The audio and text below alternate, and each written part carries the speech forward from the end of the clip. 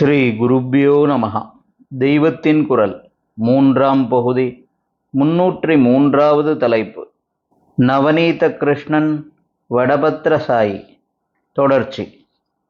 இப்படி அவருக்குள்ளேயே அமிர்தம், அவரே அமிர்தமாயிருந்தும் வெளியே இருந்து வெண்ணெயை திருடிச் சாப்பிட்டு விட்டு அடி வாங்கிக் கொண்டு அதற்காக பொய் சொல்லிக் கொண்டு இருக்கிறதா என்றால், இது மட்டத்திலும் மட்டமான நம்முடன் விளையாடி லீலாமிருதமும் பிரேமாமிருதமும் கொடுக்க வேண்டும் என்ற கிருபாமிருத சாகரமாக அவர் இருப்பதால்தான்.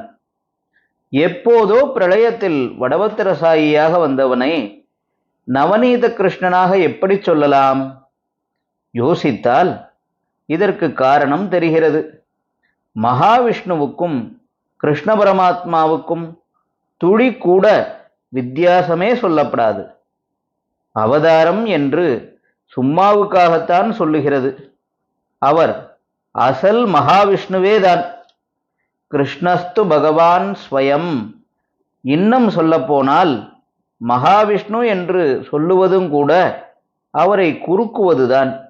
அவரே தம்மை ஆதித்யானாம் அகம் விஷ்ணுஹோ, ஆதித்யர்களுக்குள் நான் விஷ்ணு என்கிற மாதிரி, ருத்ரானாம் சங்கரஸ்சாஸ்மி, ருத்ரர்களில் நான் சங்கரன் என்று சிவரூபமாகவும் தான் சொல்லிக் கொள்கிறார்.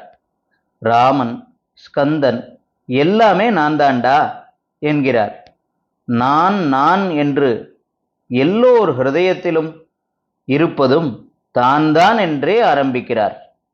என்னையன்றி சராசரம் எதுவும் கிடையாது என்று சாக்ஷாத் பரபிரம்ம ஸ்வரூபமாகவே தான் தம்மை தெரிவித்துக் கொள்கிறார். அதனால்தான் கிருஷ்ண பரமாத்மா என்றே அவரை சொல்வதும், பூர்ணம் பிரம்ம சனாதனம் என்பதும்.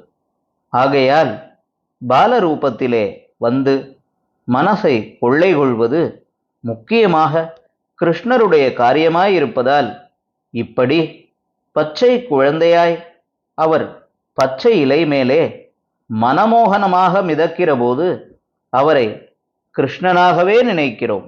அமிர்தத்தை உண்டு காட்டுவதாலேயே நமக்குள்ளே அவர் அமிர்தத்தை ஊட்டி விடுவதால் நாம் சாவிலிருந்து விடுபட்டு அமரத்தன்மை பெறுகிறோம்.